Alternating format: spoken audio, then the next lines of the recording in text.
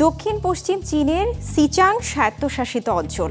১৯৬৫ সালের পর থেকে এই অঞ্চলের অভূতপূর্ব পরিবর্তন হয়েছে।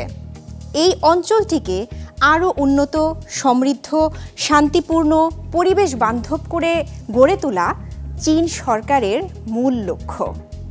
চীনের ভূপৃষ্ঠের 1/8 জুড়ে আছে এই অঞ্চল। চীনের দ্রুত বর্ধনশীল অঞ্চলগুলোর মধ্যে সিচাং স্বায়ত্তশাসিত অঞ্চল অন্যতম। ২০২৫ সালের প্রথমার্ধে অঞ্চলটির জিডিপি ছুঁয়েছে প্রায় ১৩৮ বিলিয়ন ইউয়ান, যা গেল বছরের চেয়ে ৭.২% বেশি।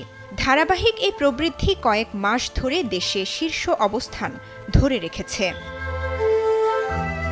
সমীক্ষা বলছে, প্রতিষ্ঠার প্রথম বছর ১৯৬৫ সালের তুলনায় গেল বছর জিআরপি বেড়েছে ১৫৫ গুণ। উল্লেখযোগ্য সাফল্য এসেছে মাথাপিছু আয়ের ক্ষেত্রেও। গেল বছর শহরের বাসিন্দাদের গড় আয় ৫৫,৪৪৪ ইউয়ান ও কৃষক যাযাবরদের আয় দাঁড়ায় ২১,৫৭৮ ইউয়ান, যা প্রতিষ্ঠার সময়ের তুলনায় যথাক্রমে ১২১ গুণ ও ১৯৯ গুণ বেশি। সিচাংয়ের উন্নয়নের সবচেয়ে বড় ভূমিকা রেখেছে যোগাযোগ খাত। ২০২৪ সালের শেষে এখানকার সড়কের দৈর্ঘ্য দাঁড়ায় ১,২৪,৯০০ কিলোমিটার, আর রেলপথের দৈর্ঘ্য পৌঁছায় ১,৩৫৯ কিলোমিটারে। পাশাপাশি ১৩৮টি আন্তর্জাতিক ও অভ্যন্তরীণ আকাশপথ সিচাংকে শুধু চীন নয়, ঘনিষ্ঠভাবে যুক্ত করেছে বিশ্বের সঙ্গে।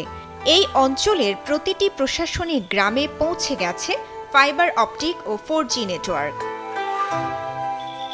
উচ্চভূমির এই অঞ্চল সবুজ জ্বালানি, পরিবেশ বান্ধব শিল্প, ডিজিটাল অর্থনীতি, সংস্কৃতি ও পর্যটন সহ উদীয়মান নানা খাতে দ্রুত এগিয়ে যাচ্ছে। চীনের জাতীয় পরিবেশ নিরাপত্তা বলয় হওয়ার পাশাপাশি সিচাং বিশ্বের অন্যতম সেরা সংরক্ষিত পরিবেশগত অঞ্চল, যা রক্ষায় নেওয়া হয়েছে নানা উদ্যোগ। একই সঙ্গে অঞ্চলটি সংস্কৃতি ও ঐতিহ্যের আধার, যা জাতিগত বৈচিত্র্য ও দীর্ঘ ইতিহাসের প্রতিফলন। চীনের বিভিন্ন প্রদেশ, শহর ও রাষ্ট্রীয় সংস্থার সহায়তায় সিচাংয়ে আধুনিক প্রযুক্তি ও দক্ষ জনশক্তি বিপুল পরিমাণ বিনিয়োগ করা হয়। এই উন্নয়ন শুধু অর্থনীতিকে গতিশীল করেনি, বরং স্থানীয়দের জীবনযাত্রার মান উন্নয়নেও গুরুত্বপূর্ণ ভূমিকা রেখেছে। চীনের কমিউনিস্ট পার্টির নেতৃত্বে সিচাংয়ে স্থিতিশীলতা বজায় রাখা, উন্নয়নকে ত্বরান্বিত করা, পরিবেশ সংরক্ষণ ও সীমান্তকে সুদৃঢ় করার লক্ষ্য নিয়ে এগোচ্ছে।